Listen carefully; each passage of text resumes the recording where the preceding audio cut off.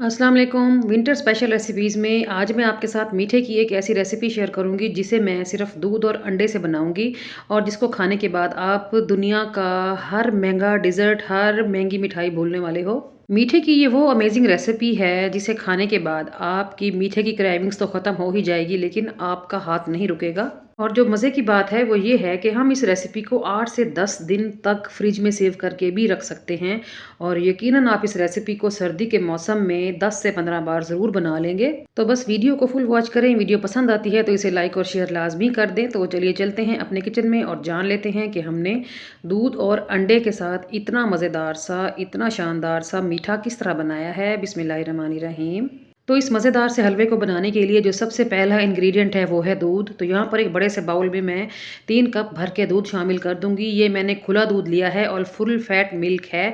कोशिश करें कि आप भी खुला दूध लें। उसके बाद हम इसमें शामिल करेंगे 7 से 8 अंडे, जो कि मैंने पहले ही तोड़ के रख लिए थे।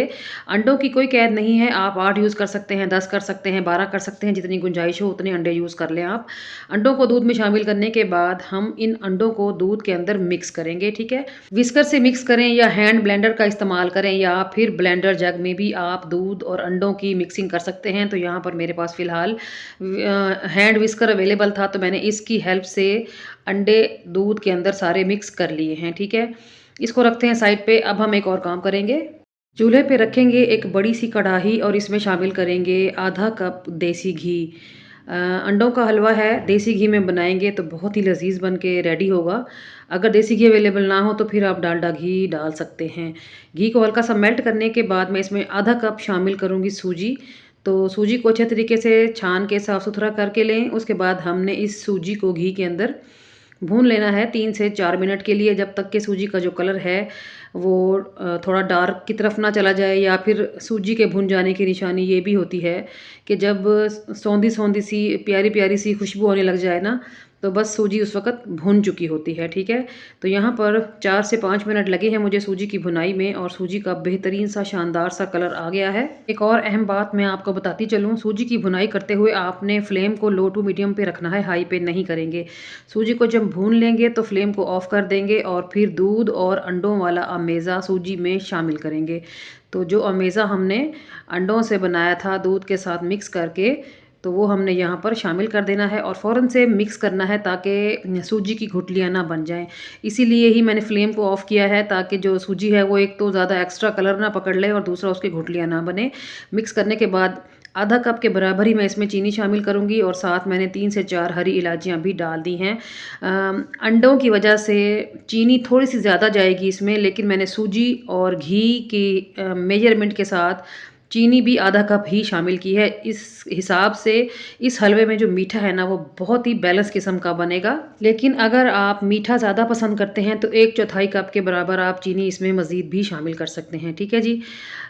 तो ये जो हमारा मिक्सचर है सूजी और दूध और अंडों वाला, जैसे-जैसे ही हीट पकड़ता जाएगा ना, तो अंडे पकने लग जाएँगे और सूजी जो है वो दूध को सोक करने लग जाएगी। तो फ्लेम को आपने मीडियम टू हाई पे लेके जाना है, बिल्कुल हाई पे नहीं रखेंगे, ठीक है? क्योंकि आहिस्ता-आहिस्ता इसकी पकाई होगी, स्लो कुकिंग होगी, तो ही इसका जो जायका है वो बहुत ही मज़े का बनेगा।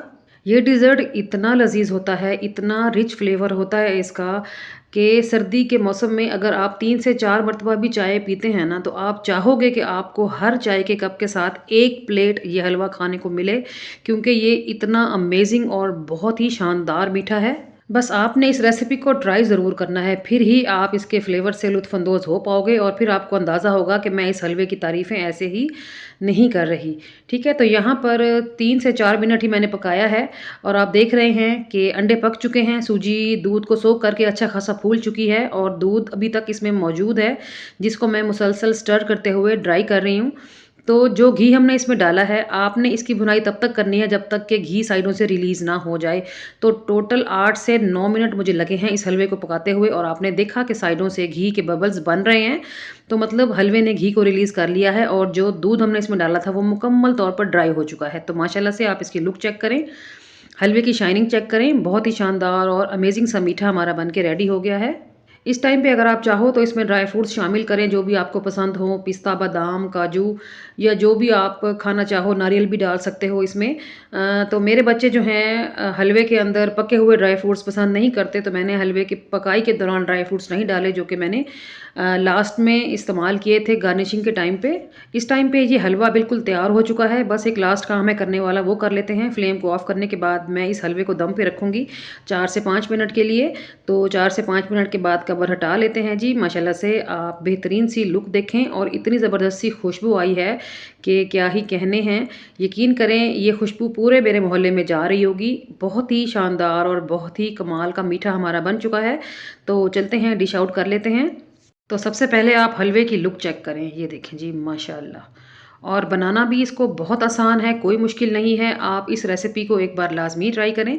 मुझे उम्मीद है अंडे का हलवा बनाने की ये यूनिक सी रेसिपी आपको बहुत पसंद आएगी। यहाँ पर मैं आपको एक टिप देती चलूँ, अगर आप इस हलवे को और भी ज़्यादा हेल्दी बनाना चाहते हैं तो फिर आप चीनी की जगह पे ब्राउन शुगर या फिर गुड़ वाली शक्कर का इस्तेमाल करें। उससे इस हलवे की ग़िज़ाइयत और इसकी जो लज़्ज़त है वो और बढ़ जाएगी, क्योंकि हमने ऑलरेडी इसमें देसी घी का इस्तेमाल तो किया है और घी भी हमने इसमें ज़्यादा मिकदार में नहीं डाला, बस इतना डाला कि हमारा हलवा अच्छे तरीके से पक जाए।